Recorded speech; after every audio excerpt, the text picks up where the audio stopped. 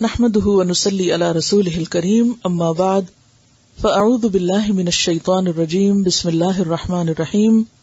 باقی سب معاملات میں ساتھ چلتی، تو اسی لیے ہماری نانیاں اور دادیاں جب کہتی تھی مننے کے ابا اور منی کے ابا اور اس کے، تو اگرچہ ہمیں بہت آکورڈ لگتا ہے وہ سب کچھ. پھر ایک جنریشن تو مننے کے ابا کہتی تھی، اگلی کہتی صاحب کا ساتھ نام لگاتی تھی، شوہر کے نام کے ساتھ صاحب. اب اگلی جنریشن نے صاحب بھی اڑا دیا، اور معلوم ہی آئندہ کیا ہونے والا ہے. ہو سکتا ہے نک نیم سے پکارا جانے لگے، اور شاید پکارا بھی جاتا ہو. ٹھیک ہے، اگر آپس میں فرینکنیس ہے کوئی حرج نہیں نام لینے میں. آپ کو پتا ہے کہ حضرت عائشہ جب حضور سے ناراض ہوتی تھی تو کیا کہتی تھی، کیسے پکارتی تھی ان کو؟ صحیح حدیث کے الفاظ مجھے یاد نہیں. آپ صلی اللہ علیہ وسلم نے ایک دفعہ فرمایا کہ عائشہ جب تم مجھ سے ناراض ہوتی تو مجھے پتا چل جاتا ہے، کیونکہ تم کہتی ہو ابراہیم کے رب کی قسم. یہ کہنے کی بجائے کہ محمد کے رب کی قسم کہتے ابراہیم کے رب کی قسم، یعنی پھر تم میرا نام لینے کی بجائے حضرت ابراہیم کا نام لے. تو یہ ہے کہ نام لینے میں صیام التطوع، نفلی روزے. نفلی روزے کی فضیلت. عن ابی سعید رضی اللہ عنہ قال سمعت النبی صلی اللہ علیہ وسلم یقول من صام یوما فی سبیل اللہ بعد اللہ وجہہ عن النار 70 خریفا. متفق علیہ. حضرت ابو سعید خدری رضی اللہ عنہ سے روایت ہے، کہتے ہیں میں نے رسول اللہ صلی اللہ علیہ وسلم کو فرماتے ہوئے سنا ہے، جس نے اللہ کی راہ میں یعنی اللہ کی خاطر ایک دن کا روزہ رکھا، اللہ تعالیٰ اسے 70 سال کی مسافت کے برابر جہنم کی آگ سے دور کر دیں گے. یعنی اتنا بڑا اجر ہے روزہ رکھنے کا، خاص طور پر وہ روزہ جس میں صرف اور صرف اللہ کی رضا مطلوب ہو. ہر سال کے شوال کے 6 روزے رکھنے کا ثواب عمر بھر کے روزے رکھنے کے برابر ہے. عن ابی ایوب الانصاری رضی اللہ عنہ ان رسول اللہ صلی اللہ علیہ وسلم قال من صام رمضان ثم اتبعه ب6 من شوال فكأنما صام الدهر. رواہ مسلم و ابو داود والنسائی والترمذی وابن ماجہ. حضرت ابو ایوب انصاری رضی اللہ عنہ سے روایت ہے کہ رسول اللہ صلی اللہ علیہ وسلم نے فرمایا، جو شخص رمضان کے روزے رکھ کر ہر سال شوال میں بھی 6 روزے رکھے اسے عمر بھر کے روزوں کا ثواب ملتا ہے. اسے مسلم، ابو داؤد، نسائی، ترمذی اور ابن ماجہ نے روایت کیا ہے. اب انہوں نے نیچے کچھ کیلکولیشن کی ہے کہ 30 روزے اور 6 روزے کل 36 روزے یعنی 36 روزے بنتے ہیں. ہر روزے کا ثواب 10 کے برابر ہے، کیونکہ قرآن پاک میں آتا ہے من جاء بالحسنۃ فلہ 10 امثالھا، جو ایک نیکی لایا اس کے لیے 10 کا ثواب ہے. تو اس طرح اگر ہر سال کے رمضان کے بعد باقاعدگی سے شوال کے 6 روزے رکھے جائیں تو عمر بھر کے روزوں کا ثواب ہو جائے گا، یعنی سال کے پھر 360 دن بن جائیں گے. اور آپ کو یہ تو معلوم ہے کہ ہجری کیلنڈر میں سال شمسی کیلنڈر کے مقابلے میں 10 دن کم ہوتا ہے. باقاعدگی سے ایام بیز جو ہے روشن راتیں، چاند کی 13، 14 اور 15 تاریخ کے روزے رکھنے سے عمر بھر کے روزوں کا ثواب ملتا ہے.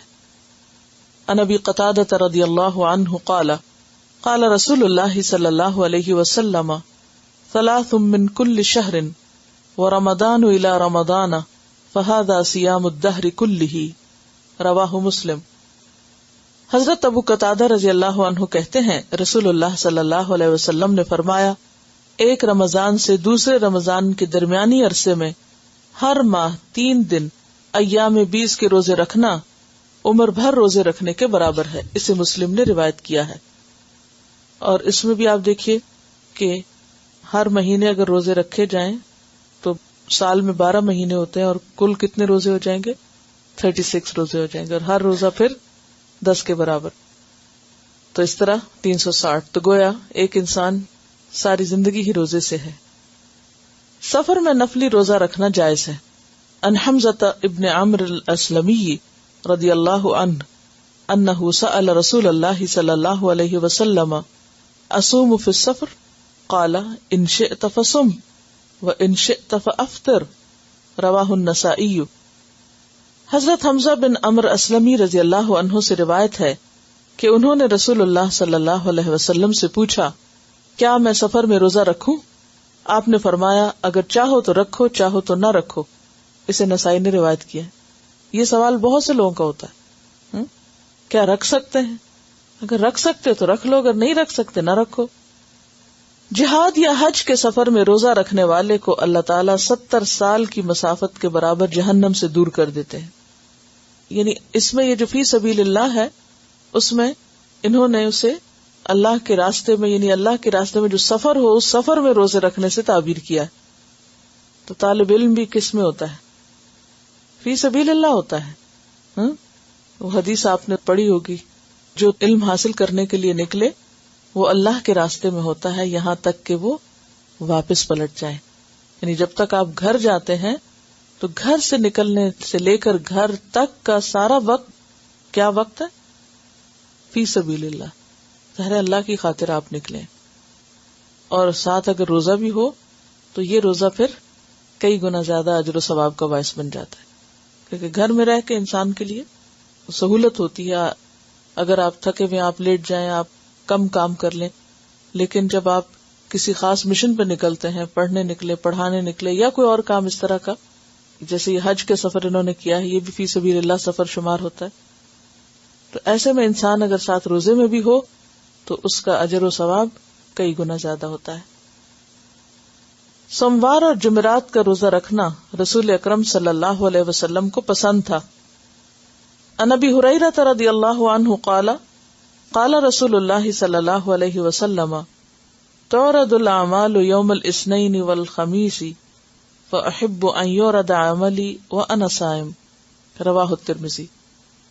حضرت ابو ہریرہ رضی اللہ عنہ کہتے ہیں رسول اللہ صلی اللہ علیہ وسلم نے فرمایا سوموار اور جمعرات کو لوگوں کے اعمال اللہ کے حضور پیش کیے جاتے ہیں، میں چاہتا ہوں کہ جب میرے اعمال اللہ کے ہاں پیش کیے جائیں تو میں اس وقت روزے سے ہوں۔ اسے ترمذی نے روایت کیا ہے۔ یوم عرفہ 9 ذی الحجہ کا ایک روزہ ایک گزشتہ اور ایک آئندہ یعنی 2 سال کے صغیرہ گناہوں کا کفارہ ہے، جبکہ یوم عاشورہ 10 محرم کا روزہ گزشتہ 1 سال کے صغیرہ گناہوں کا کفارہ ہے۔ عن ابی قتادہ رضی اللہ عنہ ان النبی صلی اللہ علیہ وسلم قال صیام یوم عرفہ احتسب علی اللہ ان یکفر السنة التي قبلہ والسنة التي بعدہ وصیام یوم عاشوراء احتسب علی اللہ ان یکفر السنة التي قبلہ، رواہ مسلم۔ حضرت ابو قتادہ رضی اللہ عنہ کہتے ہیں رسول اللہ صلی اللہ علیہ وسلم نے فرمایا میں اللہ تعالیٰ سے امید رکھتا ہوں کہ یوم عرفہ کے روزے کے بدلے میں اللہ تعالیٰ ایک گزشتہ اور ایک آئندہ سال کے گناہ معاف فرمائیں گے، اور یوم عاشورہ کے روزہ کے بدلے میں گزشتہ 1 سال کے گناہ معاف فرمائیں گے۔ اسے مسلم نے روایت کیا ہے۔ صرف 10 محرم کا روزہ رکھنا مکروہ ہے۔ رسول اکرم صلی اللہ علیہ وسلم شعبان کے مہینے میں باقی سب مہینوں سے زیادہ روزے رکھتے تھے۔ عن عائشہ رضی اللہ عنہا انہا قالت ما رأیت رسول اللہ صلی اللہ علیہ وسلم استکمل صیام شہر الا رمضان وما رأیتہ فی شہر اکثر منہ صیاما فی شعبان، متفق علیہ۔ حضرت عائشہ رضی اللہ عنہا کہتی ہیں میں نے رسول اللہ صلی اللہ علیہ وسلم کو رمضان کے علاوہ کسی مہینے کے پورے روزے رکھتے نہیں دیکھا، نہ ہی شعبان کے علاوہ کسی دوسرے مہینے میں کثرت سے روزے رکھتے دیکھا۔ یعنی رمضان تو پورا، اور اس کے بعد سب سے زیادہ شعبان میں، اور اس کے بعد شوال میں 6، اور اس کے بعد ہر مہینے کے 3، یا پھر ہر ہفتے کے 2 روزے، سوموار اور جمعرات کا، اور اسی طرح عاشورہ کا روزہ، اس کے ساتھ ایک اور ملا کے پہلے یا بعد میں، اور یوم عرفہ کا روزہ۔ لیکن 15 شعبان کو خاص طور پر روزہ رکھنا یہ درست نہیں۔ اس کے بارے میں جو بھی احادیث ہیں وہ ضعیف ہیں۔ صحیح حدیث سے جو چیز ثابت ہے وہ یہ ہے کہ آپ سارے مہینے میں ہی یعنی کثرت سے روزے رکھتے تھے۔ نفلی روزہ رکھنے میں ایک دن چھوڑ کر دوسرے دن روزہ رکھنے کا طریقہ سب سے افضل ہے. ان عبداللہ ابن عمرو رضی اللہ عنہ ان رسول اللہ صلی اللہ علیہ وسلم قال صم فی کل شہر 3 ایام قلت انی اقوى من ذلك فلم يزل يرفعني حتى قال صم يوما وافطر يوما فانه افضل الصيام وهو صوم اخی داؤد علیہ السلام. متفق علیہ. حضرت عبداللہ بن عمرو رضی اللہ عنہ سے روایت ہے کہ رسول اللہ صلی اللہ علیہ وسلم نے فرمایا ہر ماہ 3 دن کے روزے رکھو، یعنی ایام 20 کے. میں نے عرض کیا مجھ میں اس سے زیادہ طاقت ہے. رسول اللہ صلی اللہ علیہ وسلم برابر مجھ سے روزے کم کراتے رہے، حتیٰ کہ آپ نے فرمایا ایک دن روزہ رکھو اور ایک دن چھوڑ دو، یہ افضل ترین روزے ہیں. میرے بھائی داؤد علیہ السلام کا یہی طریقہ تھا. اسے بخاری اور مسلم نے روایت کیا ہے. آپ نے داؤد علیہ السلام کو اپنا بھائی کس اعتبار سے کہا؟ نسب میں نہیں بلکہ دین میں اور نبوت میں. محرم کے مہینے میں روزہ رکھنے کی فضیلت. عن ابی ہریرہ رضی اللہ عنہ قال قال رسول اللہ صلی اللہ علیہ وسلم افضل الصیام بعد رمضان شہر اللہ المحرم وافضل الصلاة بعد الفریضۃ صلاۃ اللیل. رواہ مسلم.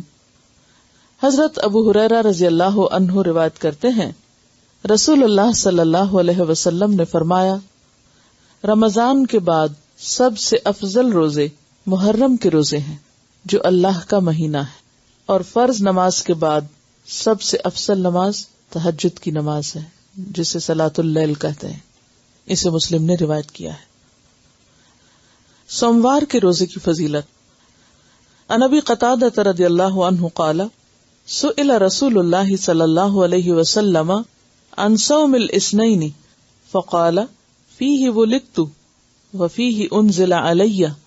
رواہ مسلم. حضرت ابو قتادہ رضی اللہ عنہ کہتے ہیں رسول اللہ صلی اللہ علیہ وسلم سے سوموار کے روزے کے بارے میں سوال کیا گیا تو آپ نے فرمایا اس دن میں پیدا کیا گیا اور اسی دن مجھ پر قرآن نازل ہونا شروع ہوا. اسے مسلم نے روایت کیا ہے. ذی الحجہ کے پہلے 9 روزے رکھنا مستحب ہے. ذی الحج کے مہینے میں جو پہلے 9 دن ہے، کیونکہ 10ویں تاریخ کو تو عید ہوتی ہے، کیونکہ وہ دن بہت افضل ایام ہے. یعنی ان دنوں میں کوئی بھی نیک عمل کرنا بہت زیادہ اجر و ثواب کا باعث ہے. ہر ماہ کوئی سے 3 روزے رکھنا مستحب ہے. ہر ماہ کے پہلے سوموار اور پہلی دونوں جمعراتوں کے روزے رکھنا بھی آپ صلی اللہ علیہ وسلم کا معمول تھا. یعنی اس میں آپ دیکھیے کہ مختلف طرح کے آپ کے پاس آپشنز ہیں. ان بعض ازواج النبی صلی اللہ علیہ وسلم ان رسول اللہ صلی اللہ علیہ وسلم کان یصوم 9 من ذی الحجہ ویوم عاشورہ و3 ایام من کل شہر اول 2 من الشہر وخمیسین. رواہ النسائی. نبی اکرم صلی اللہ علیہ وسلم کی کسی زوجہ محترمہ سے روایت ہے کہ رسول اکرم صلی اللہ علیہ وسلم ذی الحجہ کے پہلے 9 روزے اور عاشورہ کا روزہ رکھتے، نیز ہر ماہ میں 3 روزے رکھا کرتے. ایک روزہ ہر ماہ کے پہلے سوموار کو اور ہر ماہ کی پہلی 2 جمعرات کو. تو اس سے پتہ چلتا ہے کہ یا تو 3 ایام 20 کے روزے رکھ سکتے ہیں، یا یہ ہے کہ آپ ہر ہجری مہینے کے دوسرے نہیں، ہجری مہینے کے پہلے سوموار اور پھر پہلے 2 جمعرات، اس طرح بھی 3 پورے کر سکتے ہیں. کیونکہ بعض اوقات ایسا ہوتا ہے نا کہ ان 3 دنوں میں آپ کو نماز نہیں پڑھنی، روزہ نہیں رکھنا، تو اس کے پھر آلٹرنیٹ کے طور پر یہ دوسرا طریقہ بھی اختیار کیا جا سکتا ہے. ویسے تو نفلی روزہ کبھی بھی آپ رکھ سکتے ہیں. نفلی روزے کی نیت دن میں زوال سے پہلے کسی وقت بھی کی جا سکتی. یعنی اگر آپ نے کچھ کھایا پیا نہیں صبح سے تو ظہر سے پہلے آپ اس کی نیت کر سکتے ہیں. نفلی روزے کی قضا واجب نہیں. اسی طرح آپ کسی بھی وقت اس کو کھول سکتے ہیں دن میں اگر وہ بھاری ہو رہا ہو پر، اور اس کی قضا بھی پھر بعد میں نہیں دینا ہوگی. نفلی عبادت میں اعتدال اور میانہ روی افضل ہے. صیام 40 مسلسل 40 روزوں کا چلہ سنت رسول صلی اللہ علیہ وسلم سے ثابت نہیں. یعنی بعض لوگ 40 دن کے روزے رکھتے ہیں تو اس کی کوئی حقیقت نہیں. زیادہ افضل عمل وہ ہوتا ہے جس میں ہمیں دلیل مل جائے اور جو نبی صلی اللہ علیہ وسلم کا طریقہ ہو.